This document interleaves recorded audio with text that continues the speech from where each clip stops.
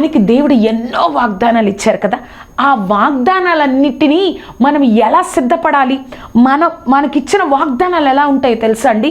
మన వాగ్దానానికి మన ఉన్న స్థితికి సంబంధం లేదు, కానీ ఆ సంబంధం లేని వాటిని దేవుడి చిత్తంలో మనం పొందుకోవాలంటే ప్రార్థనలోనే సిద్ధపడాలండి. అందుకే ఆత్మ మన పక్షంగా ప్రార్థన చేస్తా, ఆత్మ తానే మన పక్షంగా విజ్ఞాపన చేయుచున్నాడు కదా.